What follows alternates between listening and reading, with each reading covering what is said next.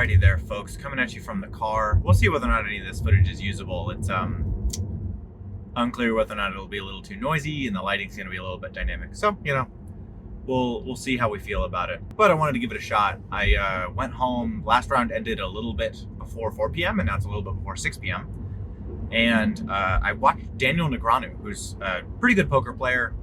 From what I understand, he's like one of the all-time greats, but I don't know enough about poker or its history to be able to sort of corroborate that effectively. But he's very famous and he's very popular, and he's got an interesting YouTube channel. And it's interesting to hear he does sort of the same sort of vlog stuff that I do, but he does it for chess. I do it for chess. He does it for poker. A bunch of different variants of poker. And he's, again, very, very good. He explains a lot of the game theory, which is really interesting. The reason that I bring that up is, one, that's just what I was doing in my relaxing time, but also two, he records sort of his like pre-day thoughts in the car on the way there, which is a nice way for him to be able to explain what he's thinking without really having to worry about it interrupting the rest of the flow of his day. He was going to be stuck in his car anyways. Seemed sensible to me. I had 10 minutes to go. We won't be taking all this 10 minutes. One thing that I don't think that I mentioned at the end of last round is that my opponent offered a draw when I played f5. I'm sure I'll mention it in the over the board sort of analysis, but I was sort of thinking through whether or not I regret not accepting that draw offer. I mean, I think, I said I needed a minute to think. He ended up playing a move, and then I think that was that. He offered a draw on his turn, which is not a thing that you're allowed to do. You make a move, you say, I offer a draw, and then you hit the clock so your opponent can think about it on their turn. And according to the computer, I'm pretty sure I was, it was +5 for white and I was playing black. So I'm pretty sure it would have been a smart move, like from a, get a draw instead of a loss, rating point analysis there. But I'm debating whether or not, so I never take draws. And I think I offered a draw once, and it was in a situation where I was playing somebody way, way, way higher rated. And I should have actually just stuck to my guns and kept playing that one out. I ended up losing that game, but I should have, rather than being like, oh no, things aren't going my way, I should try and just get a draw. I should have just sat down, knuckled down, and won that game. So I think from the perspective of, I could be doing slightly better in the tournament or whatever, I could have taken that draw, but I'm not, finishing in the tournament only kind of matters to me. I'd like to play some good chess. And so in that respect, I think, taking a losing position and accepting a draw from somebody who doesn't necessarily know any better, unclear whether or not that's what I really want to be doing. Anyways, I think I don't really regret it because I don't give draw offers and I don't accept draw offers. So, if I could tell that I was going to get mated, maybe I'll accept that. But I couldn't tell for sure that I was completely losing until after the fact. I could kind of feel it, but I thought I might have played the only stabilizing move, which is why I think he offered the draw. I think that he thought he was winning, and then I think he was like, oh shit, I think I might have messed this up. Let me offer a draw, and then he didn't, so it didn't matter. So I think I don't regret it. If I know that I'm losing, then I should accept a draw, but otherwise I didn't know. So I think I'm all right with the decision. I don't know who we're playing round 3. They only post the pairings right before the round. So I don't know who it's going to be, but it'll be somebody else who's had a poor result thus far. There's one player who skipped rounds 1 and 2. Maybe it'll be that player. Maybe it'll be another player with only a half point or 0 points, or, somebody who's won and lost. None of the people that are doing super well, which in theory should be good for me. In practice, it sort of amps up the pressure because now I'm playing somebody who's lower rated and is having a worse tournament. So I don't beat them, then I lose even more rating points. But also I'm trying to remove some of the emotion from it. I think one thing that I'm coming to realize is that classical chess might be too long for me. I'm just not particularly patient. And I think I have the opportunity to play in a blitz tournament tomorrow evening. So I might try and do that. I'll let you guys know whether or not I end up doing that. But I'm curious to see whether or not my results are better or worse there, because I feel like I'm able to get most of my calculation done almost immediately, and I don't blunder. I don't play that much better for having all the additional time, and I think my opponents might. Maybe they don't, but maybe they do. So that would be fun to do. Anyways, I hope that any of this was audible and or viewable. And I will see you guys after round 3. I'm hoping I get white this time, but I don't know. I'll tell you when I get to the analysis part of the video. All right, guys, talk to you later. Alrighty there, folks. Round 2. Tried to do some of the analysis here, and it was just taking forever because I couldn't remember the game. But hopefully now, having analyzed it once, I'll be able to remember it a little better to talk with you guys about it now. First of all, I'd like to apologize just a little bit for how long it's taken me to get to this video, but I caught COVID. I did the first 2 videos on a Sunday, and then on Tuesday night I wasn't feeling well, and on Wednesday I was sick, and on Thursday I tested positive for COVID last week. So the time that I thought I was going to have to be able to do some of this video editing, instead I was feeling sick. So that's just kind of how life goes. Luckily, I'm feeling better now. I don't think I gave COVID to anybody, and my quarantine is over, so I actually can like go out and live life normally again, which is nice. Still a little short of breath and stuff. So, and just the slightest touch hazy. But you know, it's also tough a little bit doing this analysis because it's been a while. Anyways, let's get into the game. So we're playing white against Bob Zhang, who's rated 1181, and that's good news for us. So you can see we play e4, our opponent plays e5, and we play the King's Gambit because it makes for interesting games at our level. Our opponent takes, we play knight f3, and they play g5. Now, we've seen this in the tournament that we played in April. I don't know if you guys remember. You can go check it out in that other video. Maybe I'll remember to put a thing in. I probably won't. And so the way that we attack this is we play h4, and we say, look, you got to move that pawn somewhere. Now, normally you'd think, okay, well, we can just defend our pawn, but takes and takes leads to the loss of a rook. So that obviously does not work for our opponent. So usually the only way to save the h5 pawn is to push it forward. So our opponent plays g4, and there are several different places that we could put our knight safely, but what we tried and what I think is the best response is knight e5. So last time, I think our opponent played d6, we took, they took, and we took, which was good news for us. This time, that's not what happened. They played h5. They want to defend this g4 pawn, recognizing that it's now attacked by our knight and our queen. So we say, okay, and we play bishop c4, and that lines up a threat against this f7 pawn, and our opponent has to defend it somehow. There are a few different ways of doing this. I guess you can move your queen, though that's usually not the sturdiest way to defend. And our opponent plays knight h6, which is...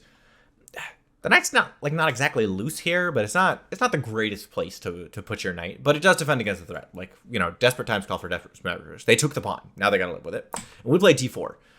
This reinforces several different threats. First of all, it helps control the center. Now our knight in the middle is defended, and it opens up an attack against this f4 pawn. So our opponent plays queen f6. They do not want to give up this pawn. And we play what the computer thinks is the only good move, which is knight c3. The reason being, if our opponent plays a nothing move, we can go here and attack the queen. And I mean, this is just, look at our pieces. The computer says it's +7 because this is just overwhelming. Obviously, that's not what happened. Our opponent played bishop b4, pinning the knight to the king. And the best move in this position, it turns out, is just playing castles. If our opponent takes, there are 3 different moves that are good for us if we turn on the lines. There is takes with the pawn, there's takes with the rook, and there's takes with the bishop, all of which are fine. If we take here, we still have all these open threats. His queen's going to have to relocate. Or we can take with the bishop and threaten discoveries. Like all of that is fine. So we can do any of those moves and be up essentially a piece. However, we did not do that. What I saw is this is a pin, and I'd like to put my knight here. So I play bishop d2. Our opponent takes, and I play bishop takes. And the thing that I recognize now is, hey, if I ever get the opportunity to play d5, I'm going to have this going on, which seems not good for our opponent. So our opponent plays d6, and we play knight d3, moving back. And now, hey, we have this x-ray going on. So if our opponent ever tries to develop their knight, we can push here and thread. Now, our opponent does play knight c6, and the reason that this isn't working right now is when we push d5, I think our opponent can just go here. I think our opponent can just go knight d4. Computer doesn't love it. Is it our opponent can go knight e5? Yes, our opponent can go knight e5, and now, like, how are we ever going to break this down, right? So what I need to do is I need to make it so that when I push d5, this knight can't move. So I play bishop e5. I say, oh, you can pin my knight to the king. I can pin your knight to the king. Now, our opponent played... Now, I thought our opponent was going to play something like a6. We were going to push, threaten the queen, threaten the knight. It was going to be all hunky-dory for us. Our opponent plays what is apparently the only reasonable move in this position, castles. Now, I still wanted to control this diagonal, and I wanted to do it while threatening the knight. And I didn't want... sorry, not while threatening the knight, but I didn't want our opponent to cement their knight in the middle because then it was going to be hard for us to be able to do anything over here, right? So I thought, if this knight gets into e5, it's going to be a problem for us. So I take it. And our opponent takes back, and we play d5. Our opponent doesn't have time to take this pawn because their queen is under threat.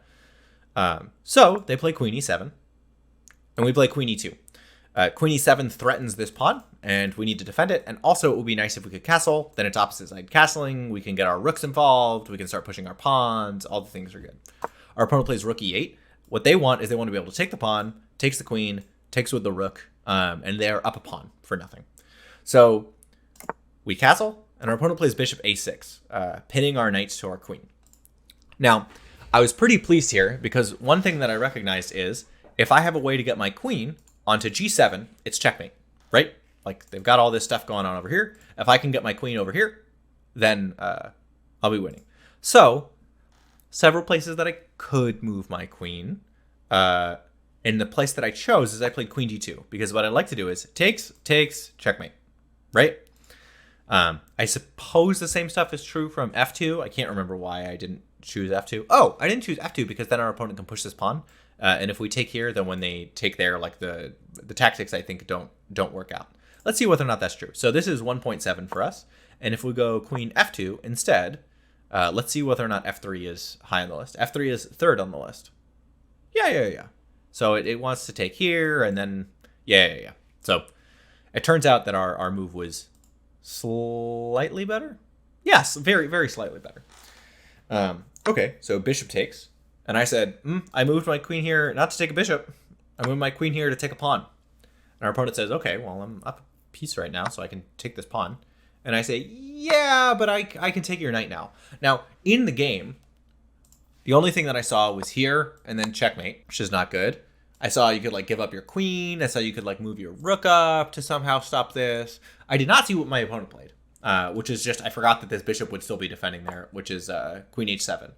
So I think what it wants me to do in this circumstance is play queen g5 check. I think that that's what the computer thinks is best. But I took, and then my opponent retreated with their bishop.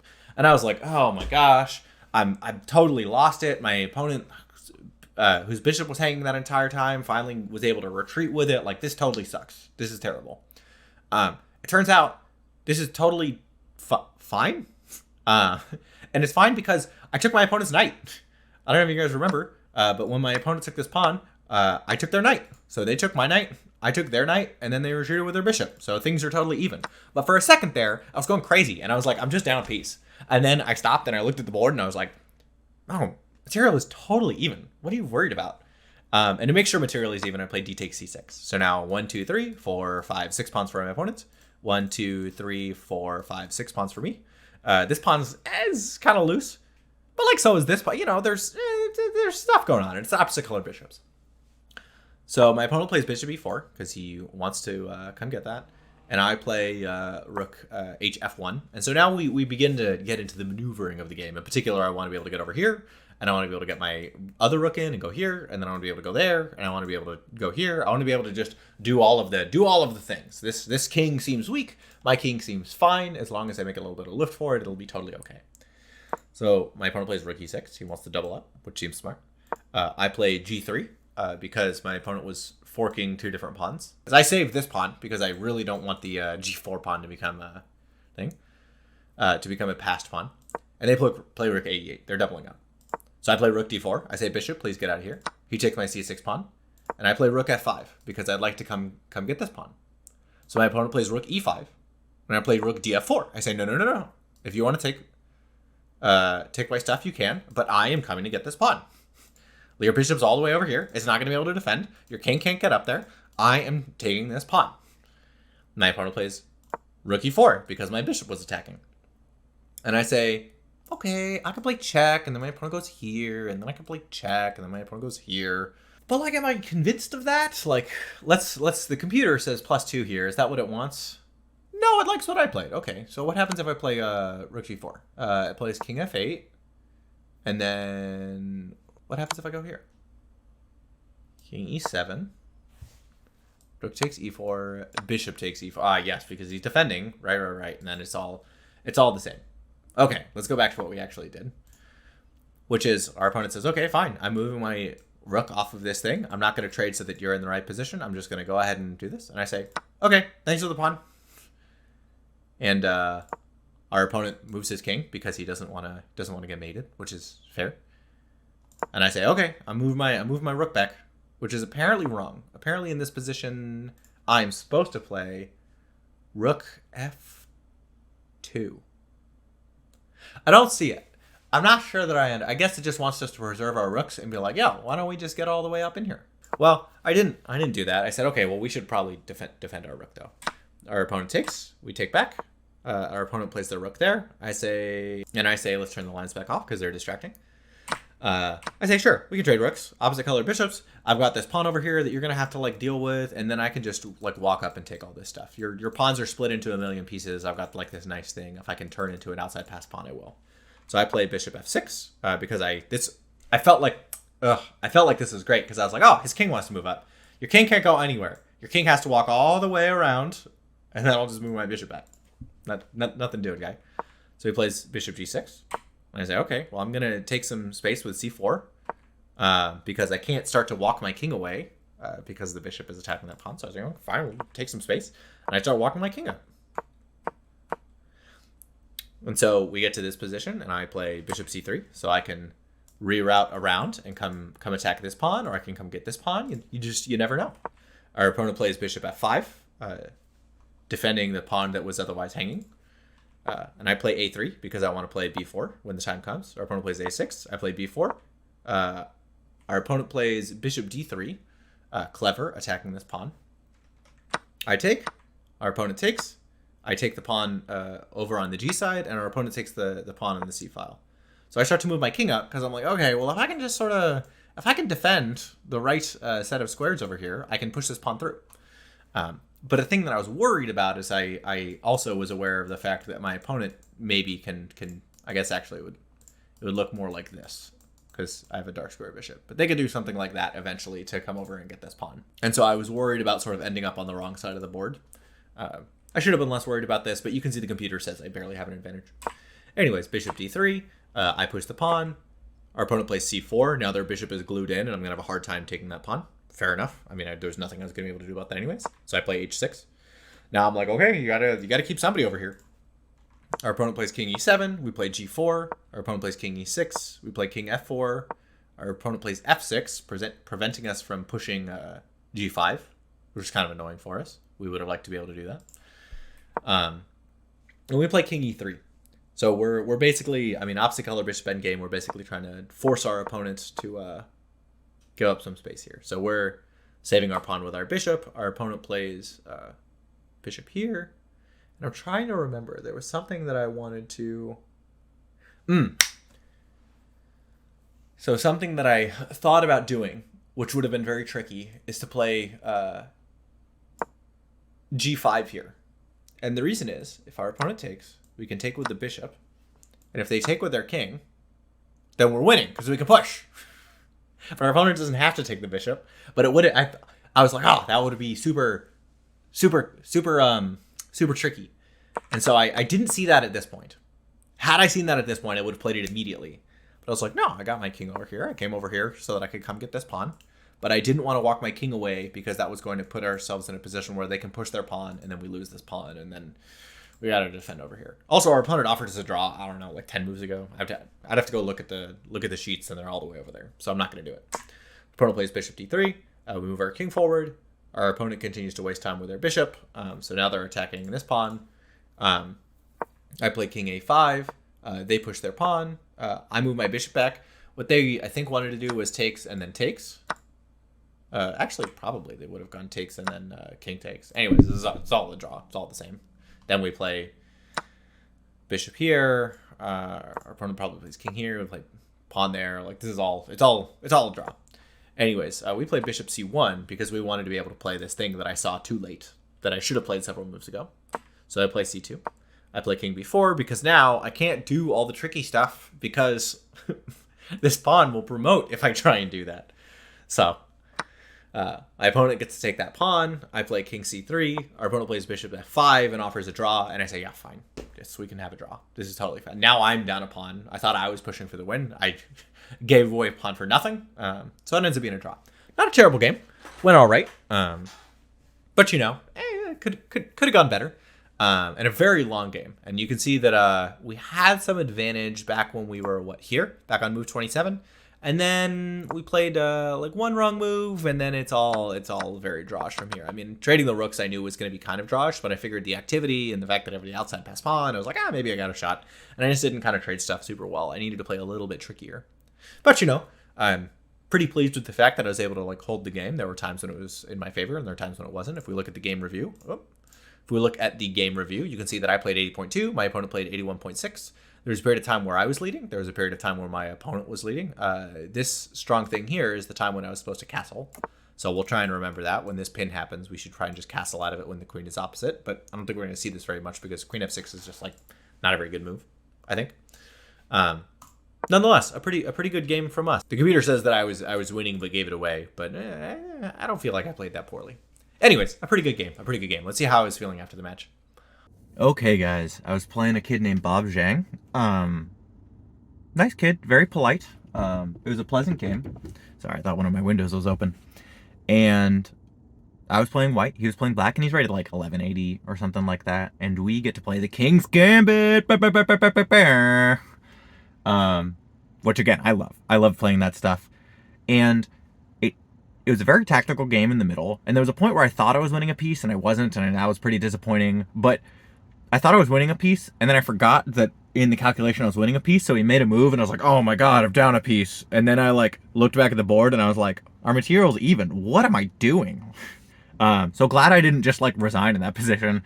It's good to have a habit of not doing that, because then if you're like, I literally can't count the material on the board, you won't accidentally resign when you're totally fine.